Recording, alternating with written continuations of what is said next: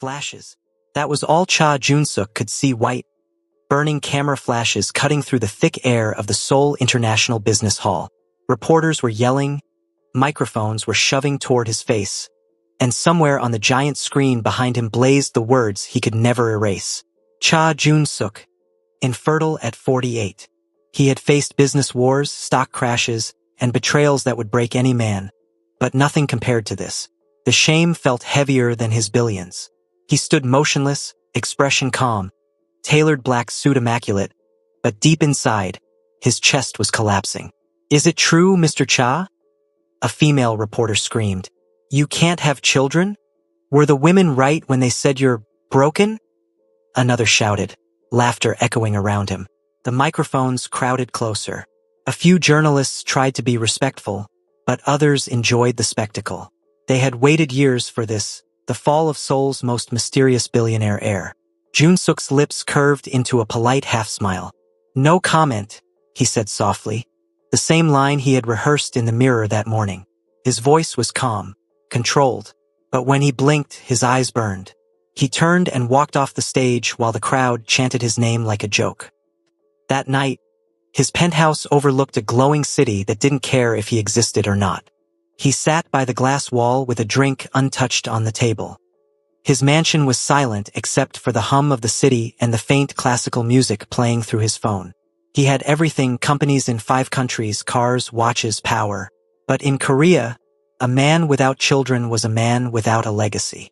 He was wealth without purpose. He reached for a framed photo on the table. His late father, the empire builder, the man who had said, "A Cha must always leave a seed." A bitter smile crossed Jun-suk's face. "Sorry, father. I failed." The words trembled out of him like a confession.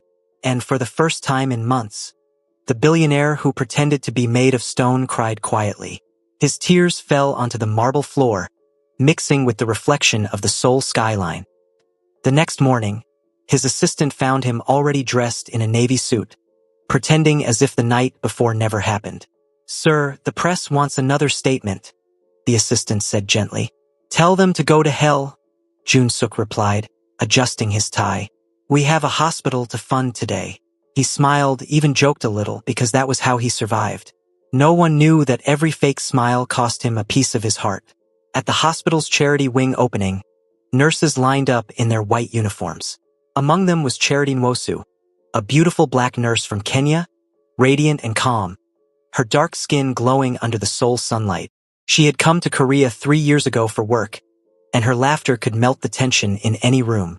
When Jun-suk entered, the nurses whispered excitedly. Everyone knew the billionaire. Charity, however, barely looked up. She was busy helping a patient into a wheelchair. That small indifference caught his attention. "Excuse me," he said, his deep voice echoing softly. "Are you not going to take a picture with me like the others?" Charity looked up, surprised. "Oh, I'm sorry. I thought billionaires preferred fans, not people who actually work." Her tone was teasing but respectful. For the first time that week, Jun-suk laughed. A real laugh. Days turned into weeks. He kept visiting the hospital, pretending to inspect the facility. But everyone knew he was just there for the nurse who didn't bow like everyone else. Charity teased him endlessly. "You come here more than the patients, Mr. Cha," she'd say. "Maybe I'm sick," he'd answer. "Oh, really? What's the illness?" "Loneliness," he'd whisper. She rolled her eyes but blushed anyway. He never told her about the scandal.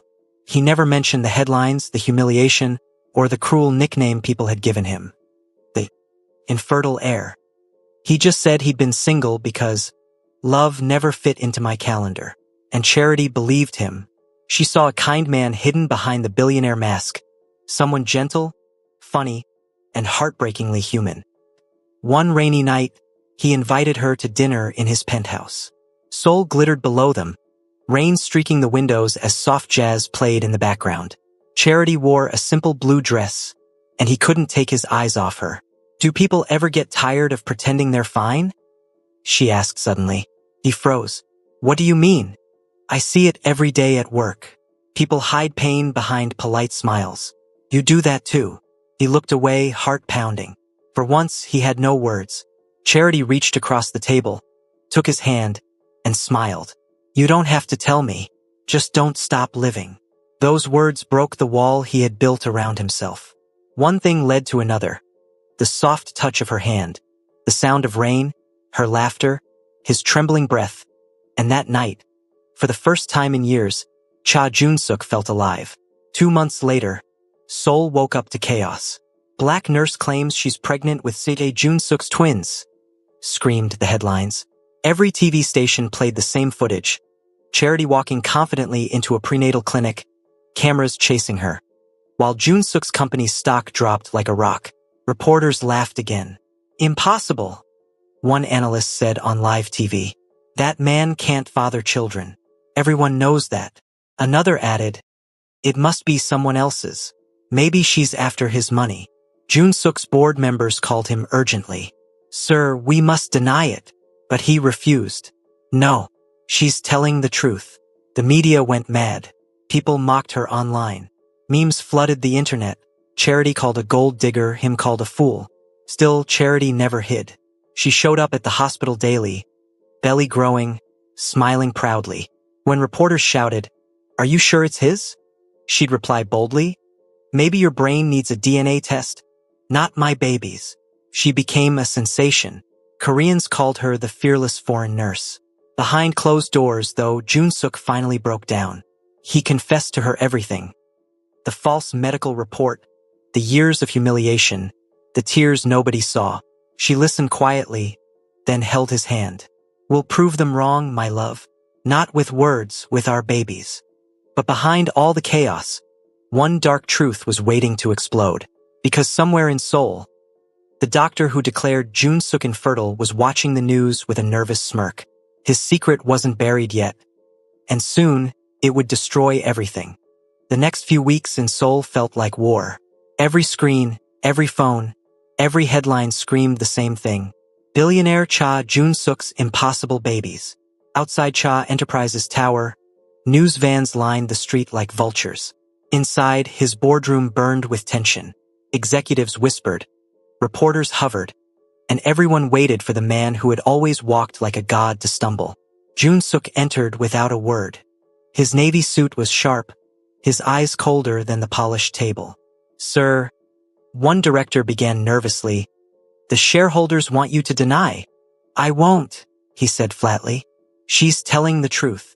But, sir, the tests years ago were lies. His tone was final. If the company collapses because I chose honesty, then it deserves to. Silence filled the room. No one dared speak again.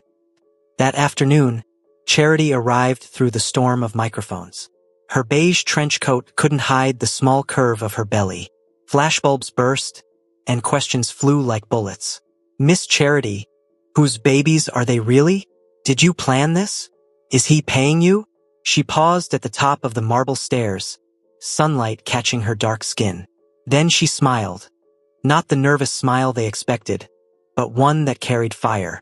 You can ask all your silly questions, she said, voice clear. But I only answer to love and to God. The reporters froze. That clip would replay on Korean television for weeks. Upstairs, Jun-suk was watching the live broadcast. For the first time since the scandal began, his lips curved into a real smile. He met her at the elevator doors before they opened. You didn't have to face them alone, he said softly. I wasn't alone, she replied. Your babies were kicking the whole time. They seemed to enjoy the attention. He laughed, short, broken, but genuine. You're unbelievable. And you love that about me, she teased. The months that followed turned Seoul into a circus. Internet gossip called her the foreign miracle. Talk shows debated whether black genes could somehow awaken fertility. Jun-suk ignored it all. He spent nights studying prenatal books, watching her sleep beside him, wondering how he had ever survived without her calm laughter filling the house. But not everyone was silent. His uncle, Chairman Cha Gwang-ho, the patriarch who still ruled the family's empire, called a private meeting. Do you understand what you're doing? The old man thundered. You're destroying your reputation for some foreign nurse. She's my wife-to-be, Jun-suk answered evenly. She's ruining you. No, uncle, he said, voice firm. You ruined me when you let that doctor brand me a failure. The room went still. Guang Ho's eyes widened, realizing his nephew knew more than he should. A week later, a rumor leaked that the doctor who had diagnosed him years ago had a history of falsifying results. The media went wild again. Journalists dug into medical archives, old court cases, and patient complaints. Each discovery painted a darker picture. Charity never hid from the storm. She walked to work with her head high, belly growing rounder, answering every rude comment with humor. One reporter yelled, "Miss Charity, what if the babies look nothing like him?" She grinned. "Then maybe they look like his money, since you all love it so much." Her clapbacks trended online under the hashtag #CharitySpeaksFacts. At 7 months pregnant, she collapsed at the hospital during a press ambush. Cameras caught Jun-suk running through the corridor in panic, shouting her name. He stayed by her bedside for 2 nights straight, holding her hand as machines beeped softly. "Why are you crying?" she whispered weakly when she woke. "Because I can't lose you." "You won't," she murmured. "Not even gossip can kill love this stubborn." He kissed her hand. "Rest, my miracle." 2 months later, Seoul witnessed the storm's climax. The National Medical Council released a statement, confirming that Dr. Han Jae-woon, the same doctor who had declared Cha Jun-suk infertile 20 years earlier, had falsified over 40 test results for personal amusement. Police raided his clinic live on television. Every news anchor's tone shifted from mockery to shock. By evening, reporters were gathered outside Cha Enterprises again. But this time their voices trembled with apology. Inside the penthouse, Jun-suk knelt before Charity, tears streaming down his face. "You gave me back my dignity," he said. "I thought I was cursed, and you showed me I was just waiting for the right soul." Charity cupped his face and smiled. "Then promise me one thing. Anything. When they finally see the truth, don't gloat. Just live." He nodded, pulling her into his arms as rain tapped gently on the window glass. A few weeks later, Charity went into labor. The drive to the hospital was chaos. Paparazzi tailing their car, flashes through tinted windows, reporters yelling that they'd pay anything for the first photo. But inside the delivery room, the world disappeared. "Push, Charity, push," the doctor urged. She gritted her teeth, sweat covering her forehead. Jun-suk held her hand so tight it almost hurt. "I can't," she gasped. "Yes, you can," he whispered. "You're the bravest woman I know." A cry pierced the room. Then another. 2 tiny voices, fierce and perfect. Charity burst into tears. The doctor laughed. "Congratulations, Mr. Cha. 2 healthy boys." For a long moment, Jun-suk couldn't speak. He stared at the newborns, one dark-skinned with his eyes, the other lighter with her smile, and something inside him finally healed. He bent, kissed their foreheads, and whispered, "My sons, my miracles." Outside, hundreds of cameras flashed as word spread. Charity gives birth to twin boys, proof of love shocks Korea. The same reporters who had mocked him now cheered. But inside that quiet hospital room, none of that mattered. Jun-suk wrapped an arm around Charity, who lay exhausted but glowing. "You see," she murmured, "we didn't need to prove anything." He smiled through tears. "Still, it feels good to be right." They both laughed softly as the twins whimpered between them, and for the first time, Seoul's most ridiculed billionaire felt truly rich. Morning sunlight broke across Seoul like a flashbulb. The city was still buzzing about the miracle twins. On every television set ran the same headline: "The infertile heir becomes a father. Korea in shock." Outside the hospital, flower baskets and news crews covered the parking lot. Charity watched through the glass window, her newborn sons asleep beside her. The hum of the cameras no longer scared her. It almost sounded like applause. Jun-suk entered quietly, wearing a pale blue shirt and a grin that hadn't left his face since the birth. He bent over the bassinets, touched each tiny hand, and whispered, "Appa's here." Charity smiled. "Appa, huh? That word looks good on you." He laughed softly. "I'm still getting used to it. People keep calling me the miracle man." "Let them," she said. "They mocked you long enough. Now they can write songs about you." 2 days later they left the hospital, but peace didn't last. Reporters surrounded the gate, flashes blinding, microphones waving. Mr. Cha, are you planning a press statement? Miss Charity, will you raise the babies in Korea? Who falsified the test? Charity raised a hand and said with her usual bold calm, please let us pass. My babies haven't even opened their Instagram accounts yet. Laughter rippled through the crowd, breaking the tension. Jun-suk squeezed her hand, proud beyond words. By evening, news networks were replaying the footage of Dr. Han's arrest. The disgraced physician hid behind his coat as detectives dragged him through the station. Former patients came forward, revealing how he'd lied for money or amusement. The nation turned furious. Commenters demanded justice. At a televised hearing, Jun-suk arrived with Charity beside him, twins safely at home with nurses. Reporters filled the hall like spectators at a match. The prosecutor's voice thundered. Dr. Han's falsified reports ruined families, reputations, and lives.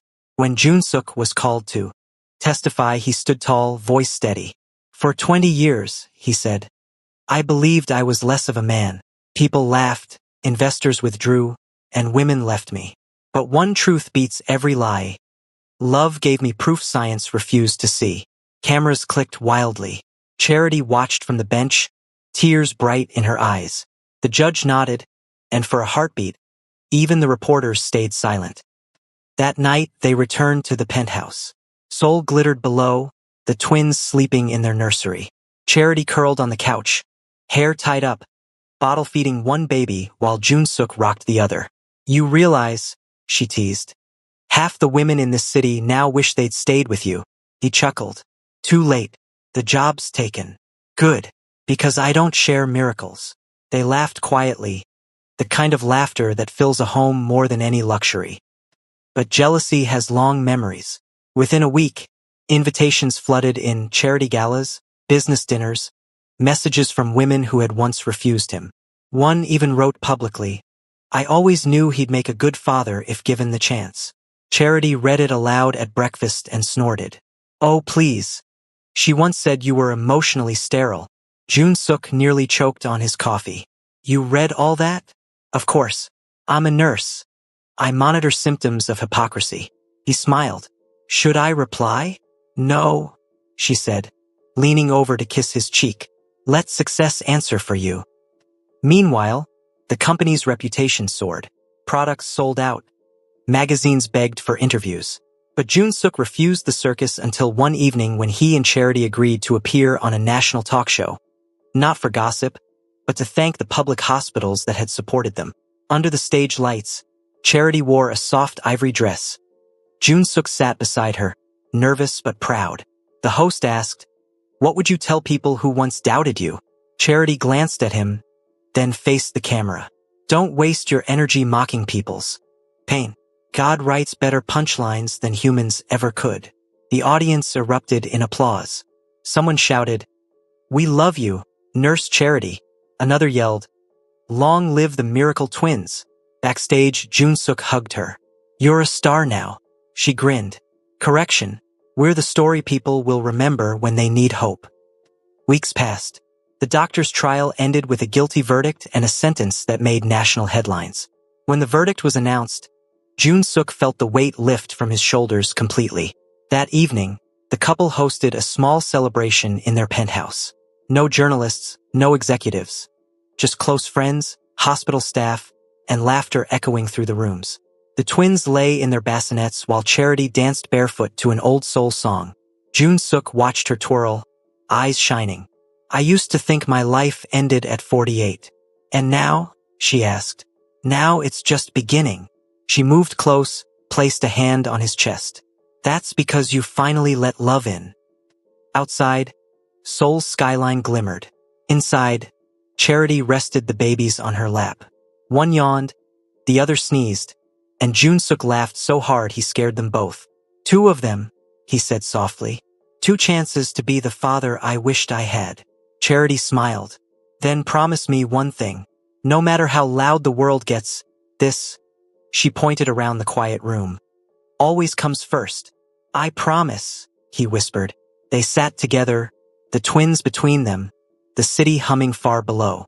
Somewhere out there, people were still gossiping, still guessing. But inside that glass-walled home, there was only peace, the kind that comes after truth wins. The sun over Seoul had never looked so golden. From the penthouse balcony, Charity watched the early morning light spill across skyscrapers like melted gold. The twins were 5 months old now, chubby, giggly, and inseparable. Their laughter filled every corner of the house, even when silence tried to creep in. Inside, the maids moved quietly, preparing breakfast while soft jazz played in the background. The once lonely penthouse now sounded like a home, with crying, cooing, and love. Charity sipped her green tea and smiled at the reflection of her new life. The girl who once took night shifts in a crowded hospital ward was now the mother of Seoul's most famous babies. But peace, she'd learned, always has a jealous twin.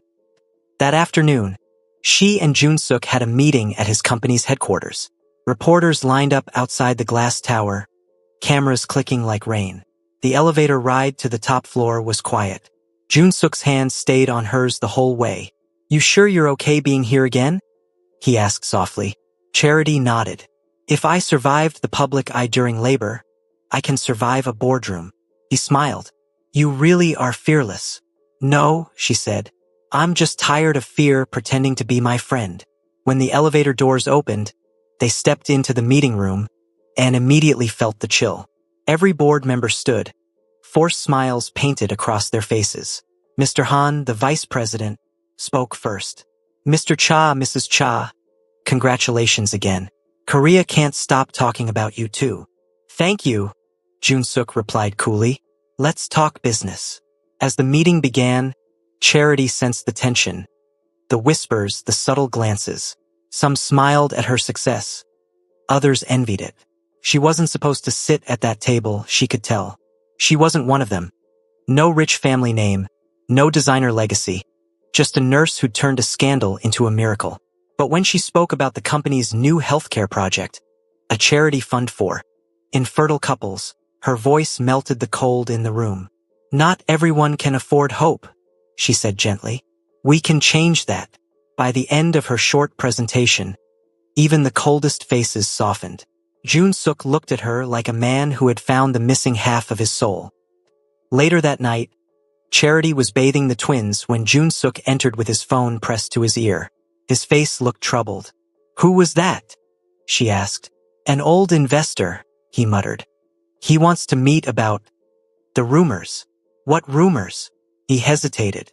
"They're saying you used fertility drugs illegally, that your pregnancy wasn't natural." Charity froze. "What?" He tossed the phone on the couch. "Someone leaked fake medical files to the tabloids. They claim you bribed doctors." Charity's hands trembled as she lifted one of the babies out of the water. "But we didn't." "I know," he interrupted softly. "But we have to stay calm. The media feeds on panic." Her throat tightened. She thought she'd already fought her biggest battle. But fame, she realized, doesn't bring peace. It brings new enemies.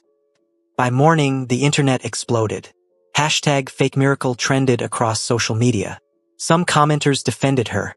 Others threw stones. "She trapped him." One tweet read, "No one goes from infertile to twins in a year," said another. Paparazzi swarmed the hospital where she once worked, chasing old colleagues for gossip. At the company lobby, Charity saw her own face on the front page of magazines.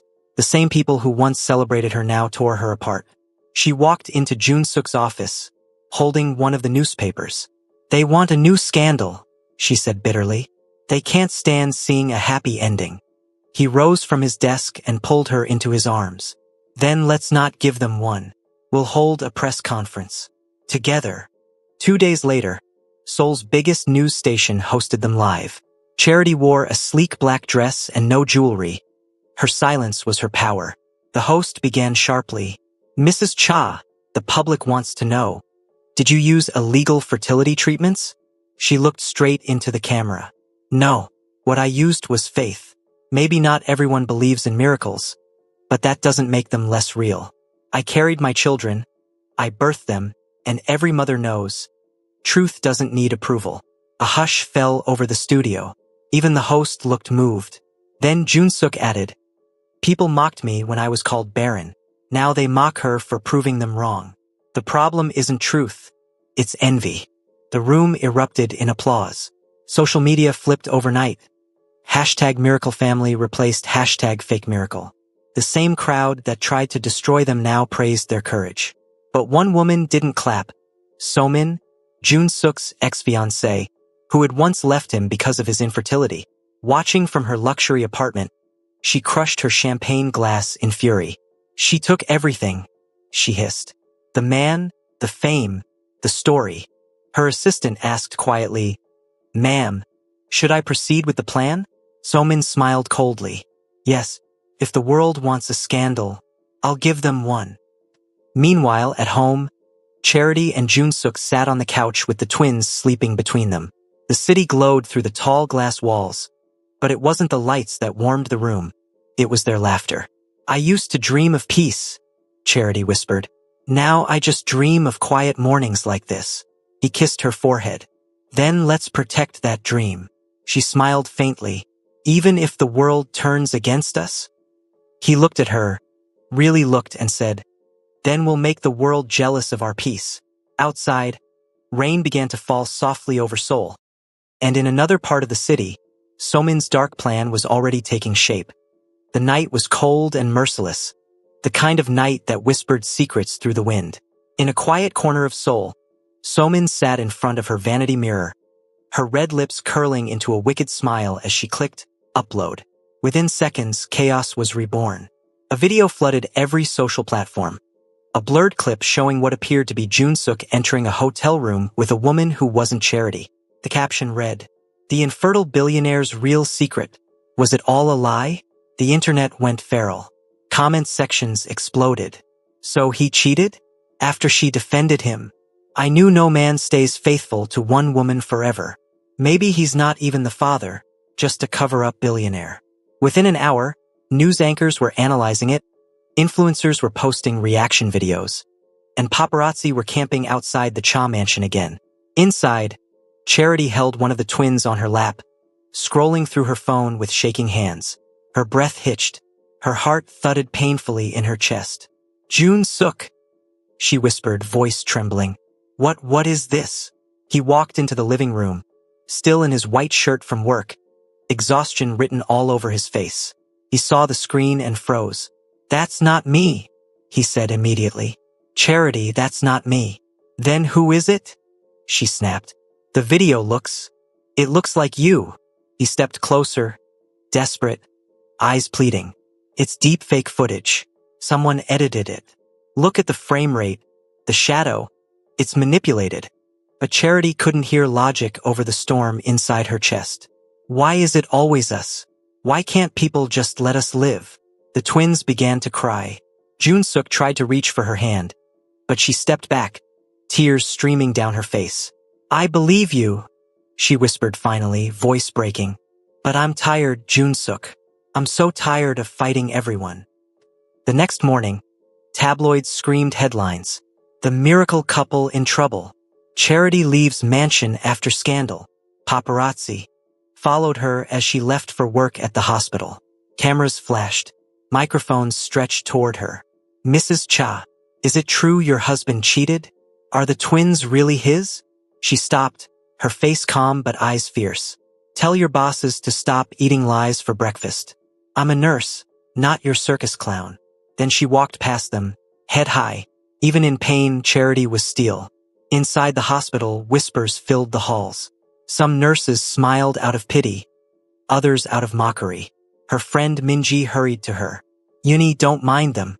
Everyone knows how the media twists everything." Charity smiled weakly. "If I survive this one, I'm applying for sainthood." Minji chuckled softly, handing her a coffee. "You're stronger than Seoul, Charity." Meanwhile, at the Cha Corporation building, Junsuk was tearing through files with his team of cyber experts. "Trace that upload," he ordered.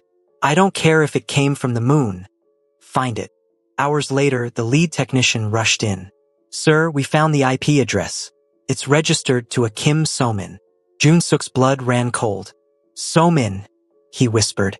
His past was haunting him again. He stood, jaw clenched. "Prepare the car." That evening, Somin was hosting a private event in her luxury penthouse. Influencers, photographers, and investors all sipping champagne. When the elevator opened, the room froze. Jun-suk stepped out, sharp in his black suit, eyes blazing like fire. "So-min," he said quietly. "You've gone too far." She smiled, feigning innocence. "Jun-suk, darling, I just posted what the public deserves to know. You created a fake video." "Did I?" she purred.